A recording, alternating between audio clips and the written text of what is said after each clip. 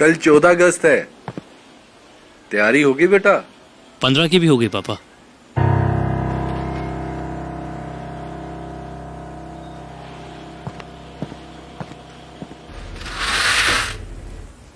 पता है वो डॉक्टर का लड़का है ना, हाँ तो वो 15 अगस्त मनाने की भी तैयारी कर रहा है।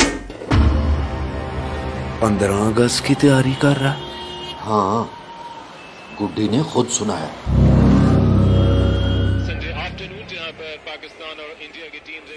पक्का बोल रहे हैं तू? एकदम पक्का। हाँ लेने दे 15, देखते हैं कैसे मनाता है।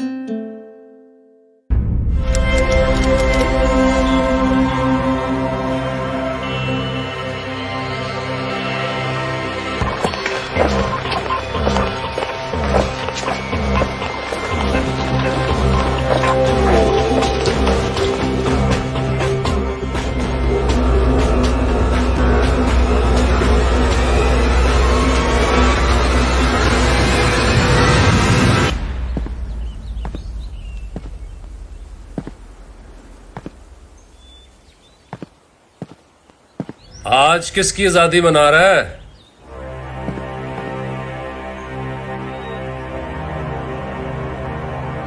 मना तो आज भी 14 अगस्त ही रहा हूं।